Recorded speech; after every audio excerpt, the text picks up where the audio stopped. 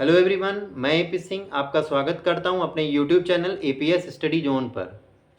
तो इतिहास पे चर्चा सीरीज़ के अंतर्गत आधुनिक भारत का इतिहास चल रहा था, जिस पे हम लोग चर्चा कर रहे थे। तो आज हम लोग इस वीडियो में गांधी जी के बारे में चर्चा करेंगे। आपको पता है कि महात्मा गांधी का जन्म हुआ था 2 अक्टूबर 1869 में। कब हुआ था? 2 अक्टूबर 1869 में। कहाँ हुआ था? तो पोरबंदर, गुजरात में हुआ था। ठीक है, कहाँ हुआ था? तो पोरबंदर, गुजरात में हुआ था। ठीक है, क्लियर है? इनके पिताजी का नाम करमचंद गांधी, इनकी माता का नाम पुतलीबाई, और इनकी पत्नी का नाम क्या था? तो कस्तूरबा गांधी नाम था। ठीक है, क्लियर है? कहते हैं कि इनके 4 पुत्र भी थे, जिनके 4 पुत्रों को जो नाम अगर हम लोग देते तो हरीलाल, मणिलाल, रामदास, देवदास। ठीक है, और एक इनके कहा जाता है कि मुँह बोले पुत्र मोल दिए जाते हैं, जिसको हम लोग जमनालाल बजाज कहते हैं। ठीक है, वैसे तो इनके मुख्य रूप से 4 पुत्र जाने लेंगे हम लोग। कौन? हरीलाल, मणिलाल, रामदास, देवदास। ठीक है, ये ध्यान रख सकते हैं। इन्होंने ये अपनी जो पढ़ाई किए थे 1889 से लेकर के 1891 तक कहाँ पर किए थे? तो इंग्लैंड से इन्होंने लॉ की पढ़ाई की थी, वकालत की पढ़ाई की। तभी इसको बोलते हैं बैरिस्ट्री की पढ़ाई बोलते हैं। ठीक है, क्लियर? इन्होंने बैरिस्ट्री की, क्योंकि आपको पता है कि अगर लॉ की पढ़ाई हम लोग इंग्लैंड में जाके अगर करते हैं तो उसको सिर्फ वकालत ना करके उसको हम लोग बैरिस्ट्री की पढ़ाई कह देते हैं। ठीक है, तो ये ध्यान रख सकते हैं। फिर 1893 में केस लड़ने गए थे साउथ अफ्रीका में। ठीक है, दादा अब्दुल्ला का केस लड़ने गए थे। कहाँ पर? तो साउथ अफ्रीका में गए थे। मेरिट्सबर्ग में इनके साथ एक घटना हुई थी रेलवे स्टेशन पर, कि अंग्रेज़ों ने इनको क्या किया था कि रेलवे स्टेशन पर जो यात्री कोच होता है उससे इनको बाहर उतार दिया था। ठीक है, तो वो घटना इनके जीवन की एक महत्वपूर्ण घटना थी, क्योंकि इनको लगा कि यहाँ पर तो भारतीयों की क्या कर दी गई, बेइज्जती कर दी गई, एक तरह से देखा जाए।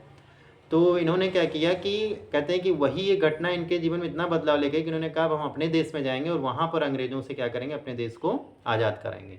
ठीक है, और मार्ग कौन सा अपनाएंगे? अहिंसा। तभी कहते थे अहिंसा परमो धर्म। ठीक है, क्लियर है? फिर आ जाता है क्या कि इन्होंने कुछ अपना, जब 1893 वहाँ केस लड़के आए साउथ अफ्रीका से, फिर इन्होंने भारत में आने का सोचा। भारत में ही कब आए थे? तो 9 जनवरी सन 1915 में आए थे। इससे पहले उन्होंने साउथ अफ्रीका में कुछ कार्य किए थे, जैसे साउथ अफ्रीका में उन्होंने नटाल इंडियन कांग्रेस की स्थापना की 1894 में। 1904 में उन्होंने फिनिक्स आश्रम की स्थापना की। ठीक है, इंडियन ओपिनियन अखबार निकाला इन्होंने, सत्य वो हरिजन पत्रिका का भी विवरण इन्होंने बनाया। ठीक है, तो इस तरह से क्या हुआ, कुछ सारी चीज़ें इन्होंने, माई एक्सपेरिमेंट विद ट्रुथ एक इनकी पुस्तक भी है। ठीक है, उसको भी ध्यान रख सकते हैं हम लोग। नवजीवन है, यंग इंडिया है, ये सब इनकी लिखी गई पुस्तकें में आ जाती हैं। ठीक है, फिर आ जाता है क्या कि जब ये भारत में आए 9 जनवरी 1915 में, तो इन्होंने पहले आकर के गोपाल कृष्ण गोखले को अपना गुरु बनाया, जिन्होंने क्या किया, इनको बताया कि आप पहले भारत में भ्रमण कीजिए, भारत के बारे में जानकारी हासिल कीजिए, तब जाकर के भारत की जो राजनीतिक स्थितियाँ हैं उनमें आप योगदान दीजिएगा। तो ये कहते हैं कि 1915 में जब आए 9 जनवरी 1915 को, तो इन्होंने 2 साल तक भारत भ्रमण किया। तभी आपको ध्यान होगा कि 9 जनवरी को प्रवासी भारतीय दिवस भी मनाया जाता है। क्या मनाया जाता है? 9 जनवरी को प्रवासी भारतीय दिवस भी मनाया जाता है। ठीक है, तो ये भी ध्यान रख सकते हैं हम लोग। क्लियर है? 1917 में इनका सबसे पहला आंदोलन हुआ था, जिसको हम लोग ध्यान रख सकते हैं चंपारण आंदोलन। क्या नाम है? चंपारण आंदोलन। इसमें क्या हुआ था कि इसमें तिनकठिया प्रथा का विरोध किया था। राजकुमार शुक्ल एक थे बिहार के, जिन्होंने गांधी जी को बुलाया चंपारण में और कहा कि गांधी जी आप हमारी क्या करिए, सहायता कीजिए। तो इन्होंने क्या किया? हड़ताल करना वहाँ पर शुरू किया। किस प्रथा का विरोध था? तो तिनकठिया प्रथा। तिनकठिया प्रथा क्या होती है कि भूमि के 3/20वें हिस्से पर नील की खेती करना अनिवार्य होता है। ठीक है, और आपको पता है कि नील की खेती से क्या हो जाता है कि खेत की जो उपजाऊ क्षमता होती है वो नष्ट हो जाती है। तो गांधी जी ने क्या किया कि वो 3/20वें हिस्से पर जो नील की खेती करना अनिवार्य था उसका विरोध करा। ठीक है, उन्होंने कहा अंग्रेजों से कि ये प्रथा आपको क्या करनी होगी? बंद करनी है, क्योंकि किसान खुद चाहे तो करे, आप जबरदस्ती मत करिए कि ये नहीं करना ही करना है। तो अंग्रेजों ने पहले तो इसका विरोध किया, फिर जब देखा गांधी जी अनशन पर बैठ जाते थे, ठीक है, तुरंत उन्होंने हड़ताल कर दी। तो फिर धीरे धीरे समय के साथ उनको ये बात माननी पड़ी, तिनकठिया प्रथा का विरोध हुआ। तो ध्यान रख सकते हैं कि भारत की भूमि पर गांधी जी की जो प्रथम हड़ताल थी वो कौन सी थी? 1917 का चंपारण आंदोलन था। ठीक है, इससे पहले आपको पता है 1916 में उन्होंने साबरमती आश्रम की स्थापना भी की थी। तो ये भी हम लोग ध्यान रख सकते हैं कि 1916 में साबरमती आश्रम की स्थापना की थी इन्होंने। ठीक है, अच्छा, फिर 1917 के बाद एक और आंदोलन हुआ, कौन सा? तो अहमदाबाद मिल स्ट्राइक। ठीक है, अहमदाबाद मिल हड़ताल जो थी वो हुई। इसमें क्या हुआ कि जो अहमदाबाद मिल के जो मजदूर थे, ठीक है, उनको क्या किया गया था कि प्लेग एक बीमारी फैली थी, तो उस समय उनको बोनस देने को कहा गया था। और फिर जब बोनस देने की बात आई तो अंग्रेज़ों ने क्या किया, इससे पीछे हट गए। उन्होंने कहा कि हमको नहीं देना बोनस। तो फिर गांधी जी ने क्या किया, इस हड़ताल का भी विरोध किया तुरंत कि नहीं, आपने बोनस देने की बात कही तो आपको बोनस तो देना ही पड़ेगा, महामारी के दौरान आपने बात कही थी इसके लिए, प्लेग के लिए, ठीक है। तो फिर अंग्रेज की जो ये हड़ताल, अंग्रेज़ों के द्वारा जो ये नियम लगाया गया था कि नहीं हम बोनस नहीं देंगे, तो जब 1918 में गांधी जी ने अहमदाबाद मिल हड़ताल कर में अपना कह सकते हैं मार्गदर्शन किया वहाँ पर जा कर के, तो क्या हुआ कि अंग्रेज़ों को बात माननी पड़ी और मज़दूरों को वहाँ को उनको जो बोनस देने की बात की गई थी वो दिया गया, ठीक है। तो इस तरह से दूसरी हड़ताल हुई, लेकिन ये भूख हड़ताल थी गांधी जी की। तो एक ये भी क्वेश्चन बनता है, पहला आंदोलन गांधी जी का कौन था भारत की भूमि पर, तो चंपारण 1917, ठीक है। लेकिन अगर पहली भूख हड़ताल देख लिया जाए तो अहमदाबाद मिल हड़ताल थी, ठीक है, 1918, ठीक है। तो ये ध्यान रख सकते हैं।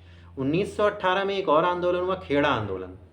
खेड़ा आंदोलन जो हुआ था उसमें क्या हुआ कि जो मालगुजारी की वसूली करते थे अंग्रेज, जैसे अगर फसल बर्बाद हो गई तो भी किसानों से लगान वसूला जाता था, तो उसका विरोध किया था गांधी जी ने खेड़ा आंदोलन के थ्रू, ठीक है। तो ये ध्यान रख सकते हैं कि तीनों चीज़ें आपको ध्यान रखनी। फिर 1919 में रॉलेट एक्ट आ गया था। रॉलेट एक्ट 19 मार्च 1919 को आया और इसमें आपको पता होगा बिना वकील, बिना अपील, बिना दलील का कानून इसको कहा जाता है। यानी किसी पर भी शक होता तो अंग्रेज उसको पकड़ करके डायरेक्ट जेल में बंद कर देते थे, ठीक है। तो ये चीज़ ध्यान रख सकते हैं। तो इसका भी गांधी जी ने विरोध किया, क्लियर है। 1919 में ही 1920-22 के आसपास इन्होंने क्या किया, असहयोग आंदोलन की शुरुआत कर दी। हालांकि 1919 में खिलाफत आंदोलन भी आ गया था, ठीक है। मोहम्मद अली और शौकत अली दो बंधु थे जिन्होंने क्या किया था, ये खिलाफत आंदोलन की शुरुआत की थी, उसमें भी गांधी जी ने पार्ट लिया था, ठीक है। लेकिन मुख्यतः जो उसका नेतृत्व था वो मोहम्मद अली और शौकत अली दो भाइयों ने किया था, ठीक है। तो ये भी ध्यान रखते, खिलाफत आंदोलन का हुआ 1919 में, 1919-20 में, और 1920-22 तक चला था असहयोग आंदोलन, ठीक है। असहयोग आंदोलन जो था वो गांधी जी के द्वारा चलाया गया था, ठीक है। हालांकि इस असहयोग आंदोलन में एक घटना घट गई थी 5 फरवरी सन 1922 को। कौन सी घटना घटी थी, चौरी चौरा कांड, ठीक है। और इससे पहले घटना आप याद रखेंगे 1919 की थी, बहुत ही महत्वपूर्ण घटना है। 13 अप्रैल सन 1919 को क्या हुआ था, तो जलियांवाला बाग हत्याकांड हुआ था। कहते हैं इस हत्याकांड में जनरल डायर ने गोली चलाने का आदेश दे दिया था। एक जनसभा का आयोजन हो रहा था डॉक्टर सत्यपाल और सैफुद्दीन किचलू की गिरफ्तारी के विरोध में, ठीक है। क्या रखेंगे, डॉक्टर सत्यपाल और सैफुद्दीन किचलू की गिरफ्तारी के विरोध में एक जनसभा का आयोजन हो रहा था, ठीक है। तो उस जनसभा के आयोजन के दौरान ही क्या हुआ था कि वहाँ पर जनरल डायर ने गोली चलाने का आदेश दे दिया था। और इतना क्रूर आदेश था उस समय कि कहा गया था कि जब तक गोली चलाओ जब तक कि गोलियां ख़त्म ना हो जाए।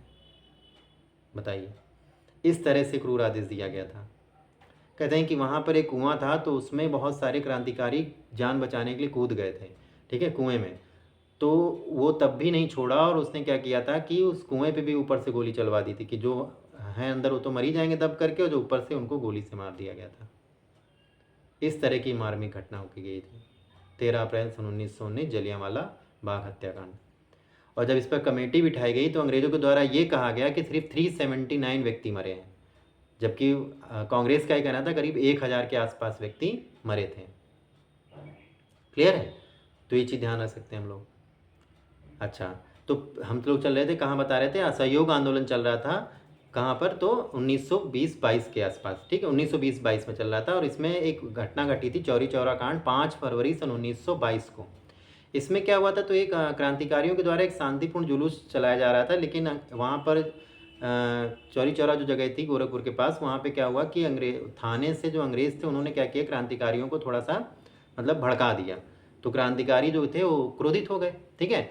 और जब क्रोधित हो गए तो क्या होगा कि जो उन्होंने क्या किया कि वहाँ पर कहते हैं कि 22 पुलिसकर्मी और एक वहाँ का जो थानाध्यक्ष था वो, इन 23 लोगों को, अंग्रेज़ों को उन्होंने जला दिया था, थाने के अंदर ही आग लगा दी थी क्रांतिकारियों ने। अब ये घटना इतनी हिंसात्मक घटना थी, गांधी जी को इससे आहत हो गए वो इससे, क्योंकि गांधी जी आपको पता है हिंसा के पुजारी थे। तो उनको ये घटना क्या लगी, हिंसा का रूप लगा। तो उन्होंने क्या किया कि 11 फरवरी 1922 को असहयोग आंदोलन ही स्थगित कर दिया, ठीक। उनको लगा कि आप हिंसा कर रहे हैं, ठीक है, तो हिंसा का विरोध वो करते थे, तो उन्होंने तुरंत असहयोग आंदोलन को कैंसिल कर दिया। इस पर सुभाष चंद्र बोस वगैरह भी क्या हुए, बहुत नाराज़ हुए। जवाहरलाल नेहरू भी थोड़ा नाराज़ हुए, प्रतिक्रिया व्यक्त की लोगों ने कि तो आपने गलत कर दी बापू की, जब कोई आंदोलन अपने पीक पर होता है आप तुरंत उसको बंद कर देते हैं। लेकिन गांधी जी को पता था कि ये आंदोलन अगर बंद नहीं किया गया तो फिर अंग्रेज भी हिंसा पर उतर आएंगे और सारा का सारा जो मेहनत है वो बेकार हो जाएगा, ठीक है। तो ये ध्यान रख सकते हैं हम लोग, क्लियर है। फिर 1924 में गांधीदास पैक्ट हुआ था, ठीक है, क्लियर। तो ये भी ध्यान रख सकते हैं कि 1924 में गांधीदास पैक्ट हुआ था। ठीक है, बेलगांव अधिवेशन में भाग लिया गांधी जी ने 1924 में। ठीक है, ये एकमात्र अधिवेशन था जिसमें गांधी जी ने भाग लिया था, कहते हैं अध्यक्ष बने थे, मतलब बाकी कोई भी कांग्रेस के अधिवेशन में गांधी जी अध्यक्ष नहीं बने थे। 40वां अधिवेशन था ये। ठीक है, तो ये भी ध्यान रखने वाली बात है। फिर आ जाता है क्या, धीरे धीरे समय बीतता गया। फिर 3 फरवरी सन 1928 को साइमन कमीशन भारत में आया। ठीक है, उसका भी विरोध हुआ। उसका विरोध किया था किसने, आपको पता है, बहुत सारे क्रांतिकारी, जिसमें लाला लाजपत राय बहुत ज़्यादा प्रसिद्ध हुए थे उसमें। क्यों, क्योंकि उसी दौरान उन्होंने जो विरोध किया था तो अंग्रेज़ों ने उन पर लाठियाँ बरसाई थी, और कहते हैं कि इतनी ज़्यादा लाठी पड़ गई थी लाला लाजपत राय को कि क्या हो गया था, उनकी वहीं पर मृत्यु हो गई थी। और उनके अंतिम जो शब्द थे, उन्होंने ये कहा था कि मेरे ऊपर पड़ा हुआ लाठी का एक एक प्रहार अंग्रेजी शासन के ताबूत की कील साबित होगा। ठीक है, और बाद में हुआ ऐसा।